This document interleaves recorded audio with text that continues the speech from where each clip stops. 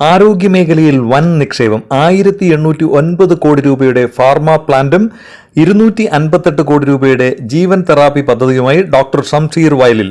വിപുലീകരണത്തിന് 2583 കോടി രൂപയും. മരുന്ന് നിർമ്മാണത്തിലും ഡിജിറ്റൽ പരിവർത്തനത്തിലും വൻ മാറ്റങ്ങൾ. 1000-ഓളം പേർക്ക് പുതിയ തൊഴിലവസരങ്ങൾ.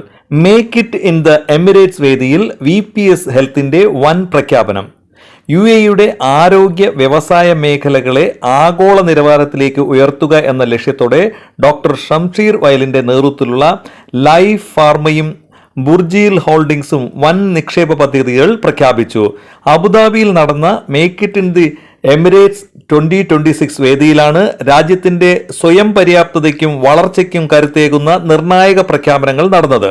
അബുദാബിയിലെ കെസാദ് മേഖലയിൽ 700 മില്യൺ ദർഹത്തിന്റെ 1809 കോടി രൂപയുടെ നിക്ഷേപത്തോടെ അത്യാധുനിക മരുന്നു നിർമ്മാണശാല സ്ഥാപിക്കുന്നതാണ് പ്രധാന പദ്ധതി. AD പോർട്സുമായി സഹകരിച്ച് നിർമ്മിക്കുന്ന ഈ പ്ലാന്റിൽ വാക്സിനുകൾ, അർബുദ ചികിത്സയ്ക്കുള്ള മരുന്നുകൾ, അത്യാധുനിക ഇഞ്ചക്ഷനുകൾ എന്നിവ ഉൽപ്പാദിപ്പിക്കും. ഈ പദ്ധതി യാഥാർത്ഥ്യമാകുന്നതോടെ 1000-ലധികം വിദഗ്ധ തൊഴിലാളികൾക്ക് പുതിയ തൊഴിലവസരങ്ങൾ ലഭ്യമാക്കുമെന്നും UAE സമ്പദ് വ്യവസ്ഥയിലേക്ക് 2 ബില്യൺ ദർഹത്തിന്റെ 5160 കോടി രൂപ സാമ്പത്തിക സംഭാവന ഉണ്ടാകുമെന്നാണ് പ്രതീക്ഷിക്കുന്നത്.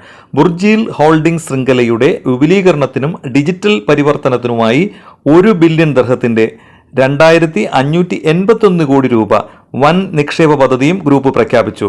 അത്യാധുനിക സാങ്കേതിക വിദ്യകൾ ചികിത്സാ രംഗത്തുൾപ്പെടുത്തി സേവനങ്ങൾ കൂടുതൽ കാര്യക്ഷമമാക്കാനും മികച്ച അനുഭവം രോഗികൾക്ക് ലഭ്യമാക്കുകയുമാണ് ഇതിലൂടെ ലക്ഷ്യമാക്കുന്നത്. രക്തസംബന്ധമായ അപൂർവ രോഗങ്ങൾക്ക് പരിഹാരം കാണുന്നതിനായി എക്വിജിൻ തെറാപ്പിസ്റ്റിക് എന്ന പേരിൽ 100 മില്യൺ ദർഹത്തിന്റെ 258 കോടി രൂപ ജീൻ തെറാപ്പി സംരംഭവും ലൈഫ് ഫാർമ ആരംഭിച്ചു.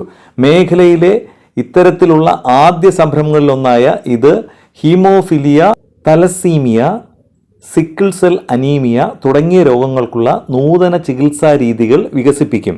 രാജ്യാന്തര ഗവേഷണ സ്ഥാപനങ്ങളുമായി സഹകരിച്ച് 3 മുതൽ 5 വർഷത്തിനുള്ളിൽ പദ്ധതിയുടെ ആദ്യഘട്ട ഫലങ്ങൾ ലഭ്യമാക്കും. ചികിത്സയും ഗവേഷണവും നിർമ്മാണവും ഒരേ കേന്ദ്രത്തിൽ സംയോജിപ്പിക്കുന്ന നെക്സ്റ്റ് ജനറേഷൻ ആരോഗ്യ എക്കോസിസ്റ്റവുമായി ബുർജീൽ മെഡിക്കൽ സിറ്റിയെ മാറ്റാനുള്ള പദ്ധതിയും പ്രദർശനത്തിൽ അവതരിപ്പിച്ചു.